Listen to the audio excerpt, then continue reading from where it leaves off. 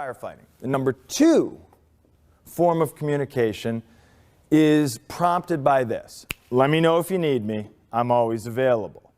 Now that sounds great. We have an open door policy. Let me know if you need me. I'm always available. Now what I think managers should say, just to be more clear, is later, when I'm in the middle of something important, please interrupt me when I least expect it. Because that's really what you ought to say, right? Because that, hey, I'm always available, let me know if you need me, leads to what we call management by interruption. And it works both ways. Something pops into your head, you go looking for them. Something pops into their head, they come looking for you. Something pops into your head, you text. Something pops into their head, they text. Something pops into your head, you send an email. Something pops into their head, they send an email. Something pops into your head, you pick up the phone. Something pops into their head, they pick up the phone, right? So things are popping into our heads and we're interrupting each other all day long. I mean, how many of you feel like you don't have enough time every day?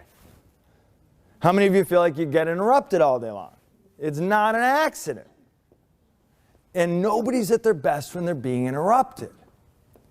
Right? So you say, hey, do you have a second? Yeah, I'm in the middle of something. Well, just do it however you think it should be done, even though it's not up to you.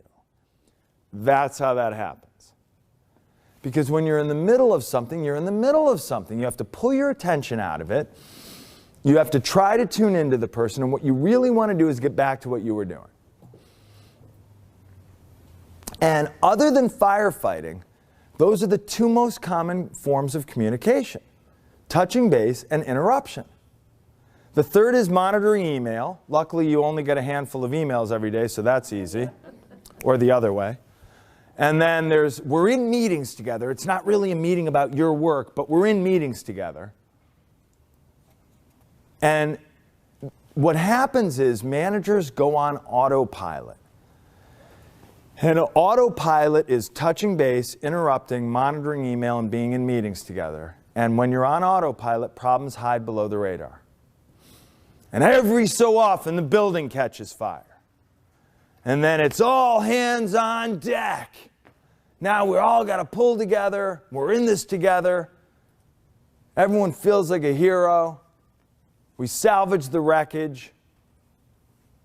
And then we go right back to being hands-off because now we really don't have time. This is how most managers use their management time. The alternative to this is structured communication. Structured communication. Structured communication means you have a plan and you build a dialogue with every person who reports to you.